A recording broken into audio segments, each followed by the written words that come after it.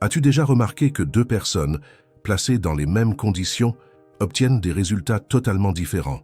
L'une prospère, attire des opportunités, construit une vie d'abondance. L'autre peine, lutte et semble enchaînée à la pauvreté et aux problèmes. La différence n'est pas extérieure, elle n'est pas dans la chance, ni dans les circonstances, ni même dans l'intelligence. Elle réside dans un seul point, la manière dont chaque esprit utilise son pouvoir créateur. L'esprit humain n'est pas une machine passive. Ce n'est pas un simple réceptacle d'impression du monde extérieur. L'esprit est un pouvoir créateur, une force vivante qui façonne la réalité à partir des pensées dominantes. C'est ce que j'appelle la pensée créatrice. Mais laisse-moi te dire ceci, la plupart des hommes ne pensent pas vraiment. Ils répètent, ils réagissent, ils imitent. Leur esprit fonctionne comme un miroir qui reflète ce qu'ils voient à l'extérieur. Ils pratiquent ce que j'appelle la pensée compétitive.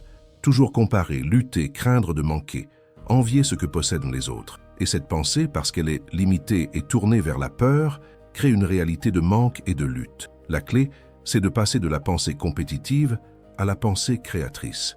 Lorsque tu comprends que ton esprit n'est pas un esclave des circonstances, mais une puissance capable de modeler la matière, tout change. Tu commences à penser non pas en fonction de ce qui est, mais en fonction de ce qui doit être. Et c'est ainsi que naît la richesse véritable. Rappelle-toi, tu n'es pas sur cette terre pour mendier des miettes d'abondance. Tu es ici pour exprimer ton potentiel créateur et révéler la grandeur qui sommeille en toi. Chaque désir sincère que tu ressens est une preuve que l'univers veut s'exprimer à travers toi. Tu n'as pas à lutter pour prendre aux autres. Tu n'as pas à envier. Tu dois seulement penser de manière créatrice, aligner tes pensées avec la richesse que tu désires et agir en harmonie avec cette vision. La science de devenir riche, comme je l'ai exposé, n'est pas une poésie, ce n'est pas une métaphore, c'est une loi universelle. Pense avec clarté, visualise avec foi et agis avec gratitude, et tu déclenches une réaction irréversible dans l'univers. La substance originelle, ce champ infini d'intelligence qui emplit tout, répond à tes images mentales et commence à former autour de toi la réalité que tu portes dans ton esprit. Mais voici l'erreur de beaucoup. Ils essaient de créer avec une pensée double, une pensée d'abondance mélangée avec une peur secrète de manquer. Ils disent « je crois à la prospérité », mais au fond d'eux, ils vibrent l'inquiétude, ils doutent, ils observent leurs factures et la peur les domine. Et l'univers, qui ne répond pas à leurs mots mais à leurs vibrations profondes, reproduit ce mélange confus. Résultat, une vie instable, où un pas en avant est suivi de 2 pas en arrière. Tu dois donc apprendre à maintenir ton esprit fixe, clair et confiant dans la vision de ce que tu désires. Ne regarde pas le manque, ne parle pas de la pauvreté, ne médite pas sur tes échecs. Occupe ton esprit uniquement avec l'image de ce que tu veux manifester. Parce que là où va ton attention, là coule ton énergie et là se construit ta réalité. Pense à ceci, chaque grande invention, chaque fortune colossale, chaque chef-d'œuvre est né d'une pensée tenue fermement dans l'esprit d'un homme ou d'une femme, jusqu'à ce que l'univers se plie à cette image. Toi aussi, tu possèdes ce pouvoir. Il n'est pas réservé à une élite. Il est dans ton esprit en ce moment même. Alors je t'invite à faire le choix de la pensée créatrice. Tu n'as pas besoin de lutter contre le monde. Tu n'as pas besoin de courir après 1000 opportunités. Tu dois seulement penser la vérité, tenir fermement ton image de prospérité et agir chaque jour en accord avec elle, avec gratitude. Chaque fois que tu t'attardes sur le manque, sur la peur, sur l'idée que tu ne peux pas, tu nourris la pensée compétitive. Et cette pensée te place en disharmonie avec l'univers. Tu dois comprendre que le monde n'est pas un champ limité où seuls les plus forts survivent. C'est un champ infini de possibilités, un océan de richesses qui attend d'être exprimé. La pauvreté n'existe pas parce que l'univers manque de ressources. Elle existe parce que l'homme limite son esprit, se ferme à la pensée créatrice et répète les vieux schémas de peur. Souviens-toi, tu ne deviens pas riche en essayant de prendre ce qu'un autre possède. Tu deviens riche en créant ce qui n'existait pas encore dans ton expérience. Et pour créer, tu n'as besoin d'aucune permission extérieure. Tu as seulement besoin d'un esprit qui sait où il va et d'un cœur rempli de gratitude. La gratitude est la clé. Quand tu es reconnaissant, ton esprit s'aligne avec la source créatrice. La gratitude dissout la peur, dissout l'envie et ouvre ton cœur à plus d'abondance. Commence chaque journée par remercier, pour ce que tu as, mais aussi pour ce qui est en chemin, car ce que tu remercies comme si tu l'avais déjà reçu doit nécessairement venir à toi. C'est une loi. Mais attention, gratitude ne signifie pas passivité. Beaucoup confondent ces mots. Ils disent « je suis reconnaissant », mais ils n'agissent pas. Or, l'action est la mise en mouvement de la pensée. Une pensée sans action est comme une graine jamais plantée. L'action que tu prends chaque jour doit être guidée par ta vision créatrice. Même la plus petite tâche, si elle est accomplie avec l'esprit de richesse, devient un acte créatif qui attire encore plus d'opportunités. Ne cherche pas à deviner comment l'univers va t'apporter ce que tu désires. Ce n'est pas ton rôle. Ton rôle est de maintenir ton esprit dans la vision, ton cœur dans la gratitude et ton corps dans l'action juste. Le reste appartient à la substance infinie. Quand tu essaies de tout contrôler, tu bloques le processus. Mais quand tu laisses l'univers organiser les détails, tu découvres des synchronicités, des rencontres, des solutions que tu n'aurais jamais pu planifier seul. Un jour viendra où tu réaliseras que la richesse n'est pas une destination, mais un état. Tu seras riche à partir du moment où tu penseras de façon créatrice, que tu agiras avec foi et que tu vivras avec gratitude. Les circonstances extérieures suivront toujours ton état intérieur. Voilà pourquoi deux hommes peuvent commencer dans la même pauvreté. L'un reste pauvre parce qu'il se voit ainsi, l'autre devient riche parce qu'il se voit déjà prospère. Ferme les yeux et imagine ta vie dans l'abondance. Pas dans le futur lointain, mais maintenant. Vois-toi agir comme quelqu'un qui possède déjà ce qu'il désire. Sens la confiance dans ta voix, la dignité dans tes gestes, la joie dans ton cœur. Plus tu vis intérieurement cette identité, plus rapidement, elle deviendra ta réalité extérieure. C'est cela, la véritable science de la richesse. Elle n'est pas un hasard, elle n'est pas une faveur divine accordée à quelques privilégiés.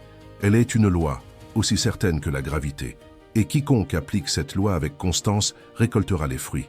Alors retiens bien ces trois principes. Pense de manière créatrice, jamais compétitive. Agis chaque jour avec foi et gratitude. Reste fidèle à ta vision, malgré les apparences extérieures. Si tu fais cela, l'univers tout entier conspirera en ta faveur. Tu te demandes peut-être, mais comment rester fidèle à ma vision quand la réalité autour de moi crie le contraire, quand les factures s'accumulent, quand les critiques fusent, quand tout semble me prouver que je n'y arriverai pas? Écoute bien, la réalité extérieure n'est qu'un miroir retardé de tes pensées passées. Ce que tu vis aujourd'hui est simplement la récolte de ce que tu as semé hier. Mais si tu veux une nouvelle récolte demain, tu dois semer aujourd'hui de nouvelles pensées, de nouvelles images, de nouvelles vibrations. C'est pourquoi tu ne dois jamais te laisser hypnotiser par les apparences. Les circonstances actuelles ne sont pas la vérité. Elles ne sont qu'une photographie temporaire de ton état passé. La vérité est dans ta vision créatrice. Si tu la tiens fermement, même quand tout semble noir, l'univers n'aura d'autre choix que de réorganiser les conditions pour correspondre à cette vision. Imagine un agriculteur qui plante une graine. Pendant des semaines, il ne voit rien sortir de la terre. Mais il continue d'arroser, de protéger le sol, de croire à la récolte. Et soudain, un jour, le ver apparaît. Ainsi en est-il de ta richesse. Tu dois planter la graine de la prospérité dans ton esprit et la nourrir chaque jour, même si l'extérieur semble stérile. Car la loi est infaillible. Ce que tu sèmes, tu récoltes. Alors ne parle jamais de manque. Ne médite jamais sur la pauvreté. Ne dis jamais « je ne peux pas me le permettre », car chaque mot est une graine. Chaque pensée est une commande envoyée à l'univers. Et l'univers, obéissant, te donnera toujours plus de ce que tu affirmes. Si tu parles de manque, tu récoltes le manque. Si tu parles d'abondance, tu récoltes l'abondance. La clé, c'est la constance. Beaucoup commencent avec enthousiasme, mais abandonnent dès que les résultats tardent à venir. C'est comme si un agriculteur déterrait chaque jour sa graine pour vérifier si elle pousse. Tu dois être patient, fidèle, persistant. Continue de penser, d'agir, de remercier, même si rien ne semble changer. Parce qu'en réalité, tout est déjà en train de changer dans l'invisible. Et voici un secret que je veux partager avec toi. Plus tes pensées sont spécifiques, plus la substance créatrice répond rapidement. Ne te contente pas de dire « je veux être riche ». Décide ce que tu veux, précise, ressens-le, vois-le déjà accompli. L'esprit créateur aime la clarté. Ce que tu visualises avec foi devient un plan que l'univers exécute. Mais rappelle-toi, la richesse n'est pas seulement une question d'argent. La véritable abondance inclut la santé, l'amour, la paix intérieure. la liberté de vivre selon ton dessein. Si tu recherches uniquement l'argent sans élargir ton esprit, tu risques de tomber dans la pensée compétitive et de perdre la joie. Mais si tu recherches la richesse comme un moyen d'expression, comme un outil pour révéler le meilleur de toi-même et servir les autres, alors la prospérité viendra sans fin et avec légèreté. Regarde autour de toi, tout ce que tu vois a été créé 2 fois. D'abord dans l'esprit de quelqu'un, ensuite dans la matière. Ta maison, ton vêtement, même cette technologie qui te permet d'écouter ces mots, tout est né d'une pensée créatrice. Rien n'existe dans le monde matériel qui n'ait pas d'abord existé comme image mentale. Alors pourquoi douterais-tu que tes propres pensées puissent devenir réalité? La seule différence entre toi et les grands créateurs est qu'ils ont appris à diriger leur esprit avec constance, alors que la plupart des gens laissent leurs pensées vagabonder comme des feuilles au vent. Discipline ton esprit. Garde-le concentré sur la vision de ce que tu veux. C'est la plus grande des richesses. Imagine 2 commerçants dans la même ville, vendant le même produit, confrontés aux mêmes difficultés économiques. Le premier vit dans la peur constante. Il surveille ses concurrents, réduit ses prix par crainte de perdre des clients, parle sans cesse de crise et se plaint de son sort. Son esprit est fixé sur le manque et son commerce reflète ce manque. Clients méfiants, vente incertaine, énergie lourde. Le second, au contraire, se lève chaque matin avec une vision claire de prospérité. Il voit son magasin rempli, il remercie pour chaque client qui entre, même si ce n'est qu'un seul. Il améliore son service avec foi, convaincu que plus de clients viendront. Il ne gaspille pas son énergie à craindre la concurrence, mais il se concentre sur la valeur qu'il apporte. Et inévitablement, les circonstances s'alignent. Bouche à oreille. Positif, client fidèle, opportunité inattendue. La différence n'est pas dans le produit, mais dans l'esprit qui dirige l'action. Prenons encore l'exemple d'un étudiant. 2 jeunes assistent au même cours, avec les mêmes professeurs, les mêmes ressources. Le premier dit « C'est trop difficile, je n'ai pas le talent, je n'y arriverai jamais ». Ses pensées limitent son potentiel. Il étudie peu, il se décourage vite, il échoue. Le second dit « Je vais comprendre, je vais persévérer, je vais réussir ». Ses pensées créent une identité nouvelle. Il persiste, il attire l'aide nécessaire, il ouvre son esprit, et à la fin, il triomphe. La matière n'a pas changé, l'enseignant n'a pas changé, c'est l'esprit qui a tout changé. Et si tu regardes l'histoire des grands inventeurs, tu verras toujours le même schéma. Thomas Edison a échoué plus de 1000 fois avant de créer l'ampoule électrique. Pourquoi a-t-il continué? Parce qu'il ne voyait pas l'échec comme un obstacle, mais comme une étape du processus créatif. Là où d'autres auraient vu la preuve que cela ne marche pas, lui voyaient une leçon qui le rapprochait de la solution. C'est la pensée créatrice en action. Ou prends l'exemple de quelqu'un écrasé par les dettes. Beaucoup passent leur journée à parler de leurs factures, à répéter « je n'ai pas assez », à vivre dans la peur du lendemain. Et cette énergie attire encore plus de factures, encore plus de soucis. Mais celui qui comprend la science de la richesse agit différemment. Il commence par remercier pour ce qu'il a déjà. Il se concentre sur une vision claire d'abondance. Il agit chaque jour avec discipline pour créer de la valeur. Et peu à peu, de nouvelles opportunités apparaissent, de nouvelles idées surgissent et les dettes se dissolvent.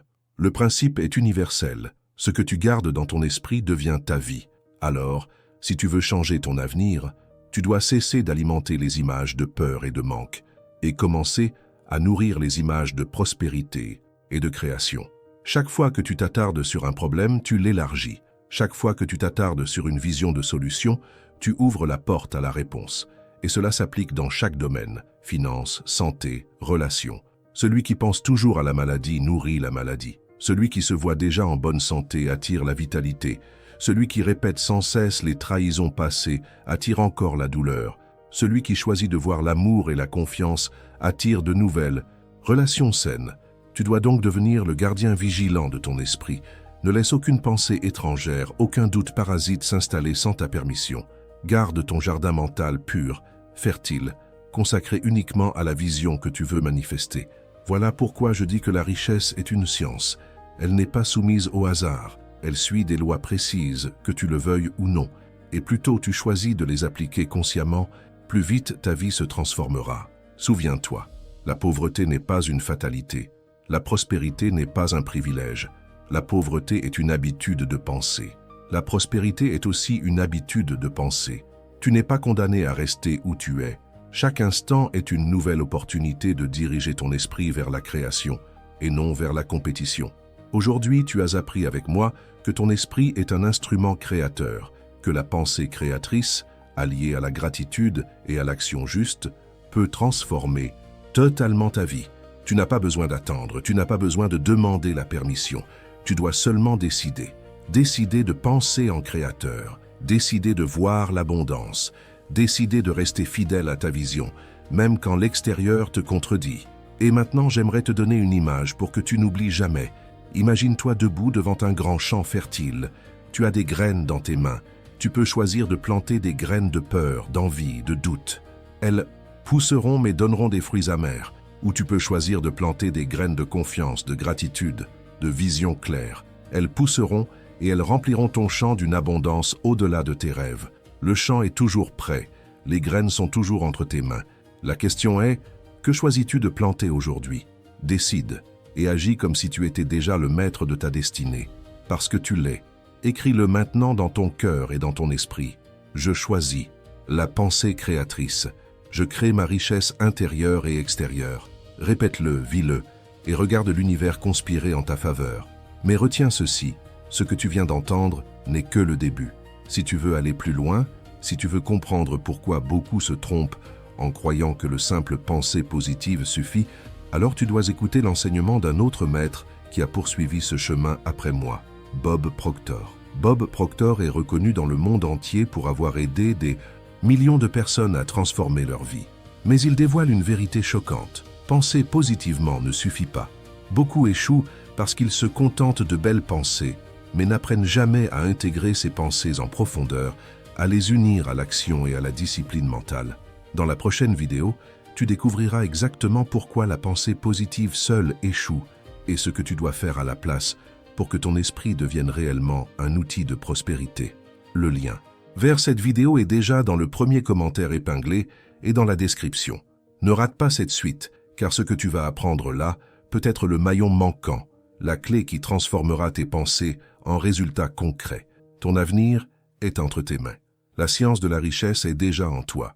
Décide, pratique et deviens l'expression vivante de l'abondance.